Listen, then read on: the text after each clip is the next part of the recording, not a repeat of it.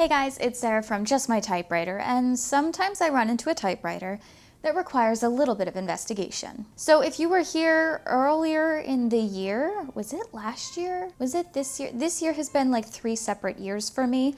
Earlier in the year, I released a video where I went thrifting in Maryland. And we had checked out a couple different vintage stores. I hadn't really found anything. And then at the last store we were at, the Vintage Stop, I was leaving the store and saw on the front porch a teal typewriter. It was $15. I immediately walked away with it. But then I came home to a little bit of a confusing scenario.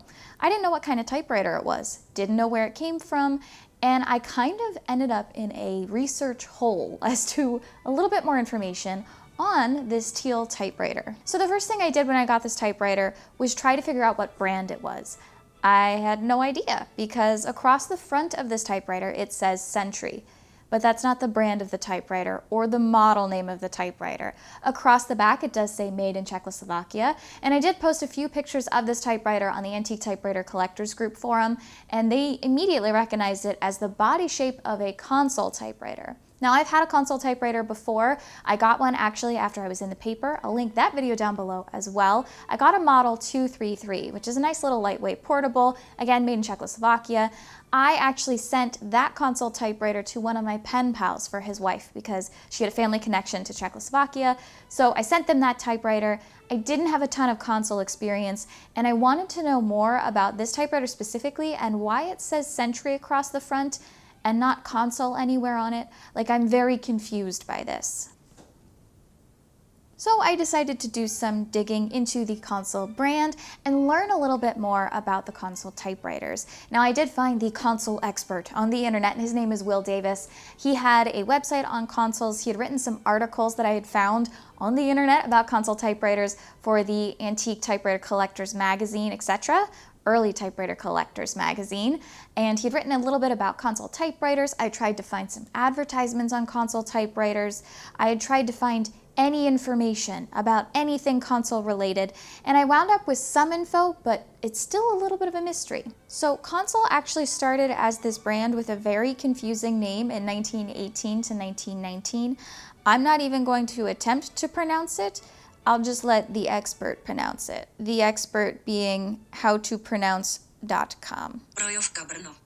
Brojovka Brno. Brojovka Brno. Brojovka Brno. So this brand started in Czechoslovakia around 1918, 1919, and they made artillery. Eventually they did get into typewriters and car manufacturing in that area. They were making Remington branded machines up until about the 1930s. So if you have a Remington that has a Z in front of the serial number or a little Z badge on it, that was actually made by this company, and they were manufacturing Remington typewriters out of that area. After the 1930s, they tried to make their own models of typewriters, and this is where we get the Zeta brand typewriters. Now, they started to make a bunch of different lines with different names, all under different brand names out of this same sort of model and construction. So if you've ever seen a Zeta typewriter, a Forto model typewriter, a Consul model typewriter, they even licensed some of their designs after a while to other companies to use similar parts to make machines. For example, the Forto model machines were made in Holland. You have the Zeta brand. You also have another brand called Norwood, which made Consul-based machines. And then we also had some of their parts shipped to other countries, and then Commodore, which you might see as a brand of typewriter as well, also used their Consul body parts and designs to make machines, and Commodore also rebranded some of their machines under other typewriter names. So if you have a Tower typewriter, you might also have a Consul body machine or a Smith Corona body machine. Like, who knows at this point? It's very confusing where all of these brands went. There are a lot of varieties in Consul body machines. I think they look amazing, but those are also rebranded under different names. And I started looking at Instagram and diving into a deep hole of finding every single machine I could that looked like a Consul body and seeing what kind of brand names they had. For example, I found Consul machines, Diplomat, Speedwriter, President machines, more Forto machines. I also found some Nisa branded machines that looked like Consuls. Every single time I found a Consul body machine, I would send a picture of it to Will Davis, who was the Consul expert, and then he and I were trying to compile a list of all the Consul rebranded machines that were out there. Now, there are quite a few department stores that would take typewriters and rebadge them as their own department store brand typewriter, so you could sell them for cheaper. These would be manufactured and licensed out for those companies. I've talked a little bit about that before with my, what brand was it? It was a Skywriter variant. No, it was a Olivetti variant from Sears. But a lot of department stores would take these machines, rebadge them, and sell them for cheaper costs. And it's possible that that happened with this machine, that they were just using the Consul body from 1511 and rebadging it underneath that name. But I wasn't able to find a department store that was named Century or any department stores that carried a Century-specific branded typewriter. Now, I did find some advertisements that advertised Consul body style machines under different badge labels, including the Forto. That's one that I found quite a few advertisements on and some examples online, but nothing that looks like mine. And I had no idea where to look for more information on this typewriter. Now, when I got my typewriter, there were a few hints on the machine and on the case itself that might lead me to understand where this typewriter came from. The first thing that I found in the typewriter case was a pencil with a store name on it. And then I went on a deep dive to find where this pencil came from. It says on it, Discount Shopping Center, Garwood Mills. I tracked this pencil to a department store in Atlantic City. But I don't think that's where the typewriter came from. It's probably just someone had a pencil and stuck it in their typewriter case. I also messaged the store owner to see where they might have gotten that typewriter. I was just so obsessed with trying to figure out information on it. It's a mystery. I love mysteries. They were able to inform me that it probably came from an estate sale or a storage sale locker around the area and then got dropped off at their store. They didn't know exactly where it came from, but that was their best bet. So it could have been bought by someone somewhere else and moved with them, and then at an estate sale situation or a storage locker situation, it was picked up by this store in Maryland. Now, they also had this in the store for quite a while. Right after I bought it, I went on their Facebook because they're pretty active there, and I just started scrolling through pictures to see if this typewriter was featured in any of the photos anywhere on the site. And I found the first photographic evidence of this typewriter in the vintage stop in about October 2020. It was inside along with another typewriter, and then there was another posting of a photo of it around November, and then by the time I got there in February 2021, it was outside. So it moved from inside the store to outside, and that did lead to some damage on the typewriter itself. Now, the case also has on the front of it, made in Czechoslovakia, and then I did find a few different labels and logos and tags on the machine itself. I did find this little weird paper logo label thing on the inside bottom of the typewriter. I thought that might be the serial number, but it didn't have any letters in front of it to indicate where it was made.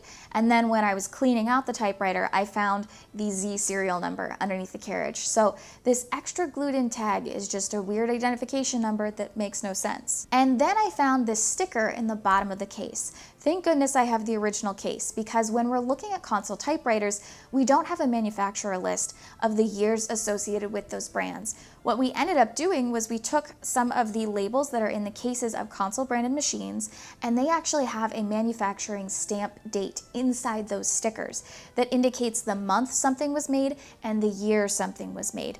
And then based on that label, we're able to match it up with the serial number to get a rough idea of the order in which these machines were made or the manufacturing date. And this is something Will Davis has been working on for a really long time, just collecting serial numbers and finding people who have those stamp dates inside their cases to determine what year they were made. Because again, we don't have a manufacturer list like we might have with Smith Coronas or Royal typewriters. Because of the Iron Curtain, it was really hard to get that information, and a lot of that stuff just doesn't exist here in the United States. So after a lot of back and forth, after I found this sticker in the bottom of my case, Will and I determined it either says 58 or 59. So this typewriter is either from 1958 or 1959.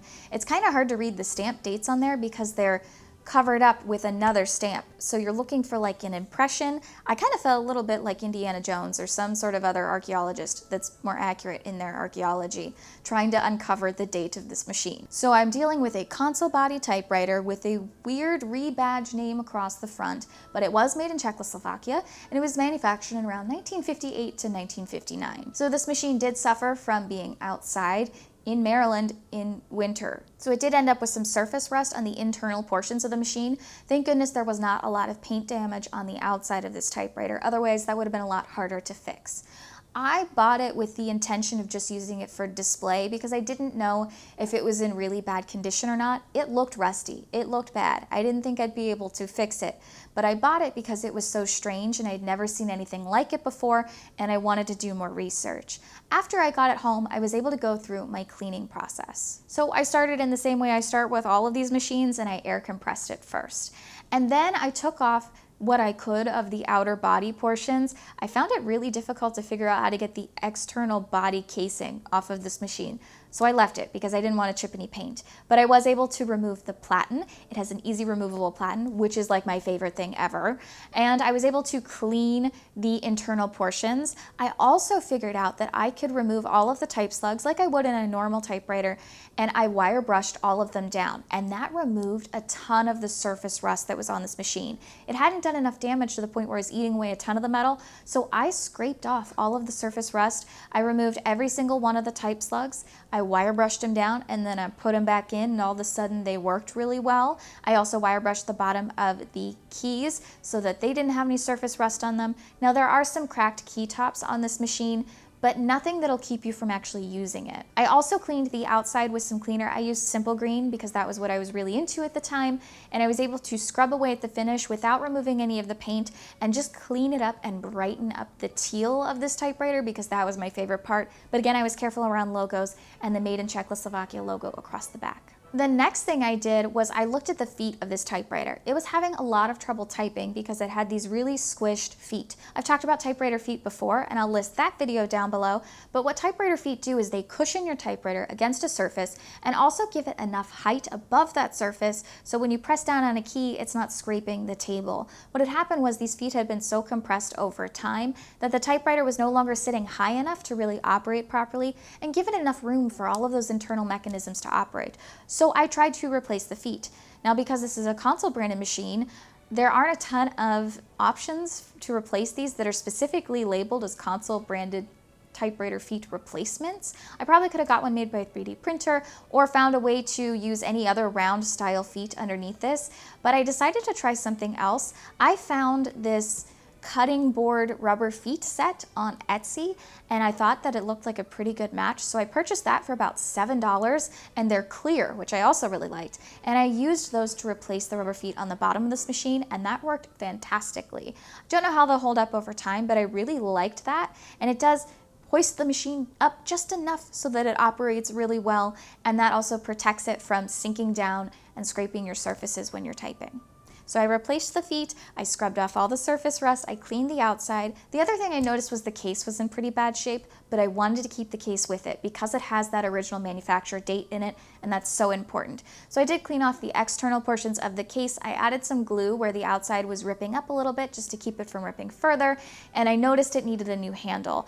And I've replaced a few typewriter handles before using luggage handles. This is a really easy, quick trick. I will list below where I get my handles from. I go to Bet Runs Village, which makes a lot of replacement handles for luggage. They're great for typewriter cases if you want like a good solid leather handle. The thing you have to make sure is that you know what kind of brackets you have. A lot of brackets are parallel, some are horizontal, some are vertical. So you want to make sure that your brackets on the end of your handle match the brackets on your typewriter case, but I was able to pick up a handle really easily that matches the case pretty well and use that to just protect the case as well. Brand new ribbon inserted, and voila, this typewriter is ready to go. Let's do a little type test.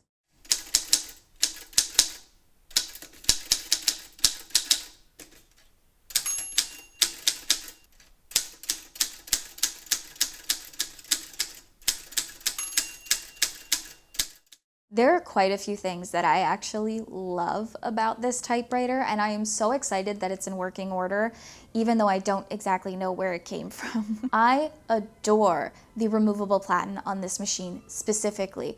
It's very similar to some of the later models of Smith Corona. Some of the earlier models within the 5 Series line, which do have that easy removable platen, still have a screw on the external frame above where that platen comes out. So you have to remove that screw in order for the platen to easily pop out. On later models like the Classic 12 and the Galaxy 12, you can just lift up the side and remove the platen that way. There is a snap there, so it's easier to remove. On this one, it is so simple. There's a little metal lever, you just push it back, and then the platen is able to come out really easily. I really like that about this machine. It makes it so much easier to remove that platen. It also has a different key across the top. When you're looking at typewriters, they don't always have a 1 key or an exclamation key. That's usually something that's not there because you can use an L to represent 1 and you can make your own exclamation. This one actually has, at the end of the keyboard, past the 9, a 3/4 with an exclamation on the bottom of the type slug.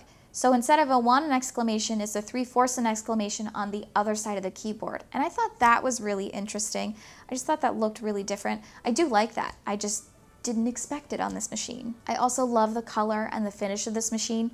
Obviously, I'm a teal typewriter person. I like the key designs as well. I think they're easy to read. I like how the keyboard looks. I like that there are different colored keycaps. And the overall design of it, I just find to be really hefty. I really love the typing experience on this machine. It does kind of remind me of some of the Royals from the 1950s, like the Quiet Deluxe or the Aristocrat. I don't know why. I think probably because it's metal and more square shaped than the Smith Coronas of that same time, but I like the typing experience on it, and I feel like it's a little bit less wide than some of those machines, and also the internal mechanisms make sense to me. I was not at all confused by how this was constructed, as I have been on some of the Royals, which I've talked a lot about how I don't like them from the 1950s. I really like the construction of this machine specifically. It's really nice to type on. It's actually pretty smooth. I do think the tension on it is probably a little too high because I do get tired after a while, especially if I have long nails from typing on it for too long. Overall, I just love this machine, the aesthetics of it. I like the mystery behind it, although I wish I could solve it. And I just think it's a really interesting little crevice in typewriter history that I've spent months trying to figure out stuff on, and I still can't totally suss out where it's coming from, what it is, where it started. I'm just so intrigued by it and kind of fascinated. So if you know anything about Consul typewriters, please leave some comments down below. Do you know anything about the Century brand, where that came from? Where is that paper logo on the bottom from? What could it mean? I need to know these things because it's driving me nuts. I'm also looking to name this machine. I want something that's kind of historic to where it's from. So I'm looking for a Czech name or a Slovakian name, something that kind of gives the essence of this typewriter and the mystery behind it. I thought about calling it Baba Yaga because I just think that's fun to say. But Baba Yaga is not like a happy character. So if you have any name suggestions, please leave those down below as well. I've also listed all of the research I've done on this in the description. I have a ton of links to places where I found other Consul typewriters. There's a ton of blog posts about Consul variants, like the Forto from Holland, some Norwood typewriters. All of that stuff is linked down below. Huge shout out to Will Davis, who has been my Consul guru, because I have been very lost and he has answered every single question I've ever had. And it's been really cool to bond with somebody else over a brand of typewriters. I think they're so cool to look at. I love the aesthetics of them. I'm really interested in this brand of typewriter. If you're interested in more typewriter content, I do have some more videos on this YouTube channel, and I also have an Instagram at just.my.typewriter. I want to thank you all so much for watching and remind you, you're just my typewriter.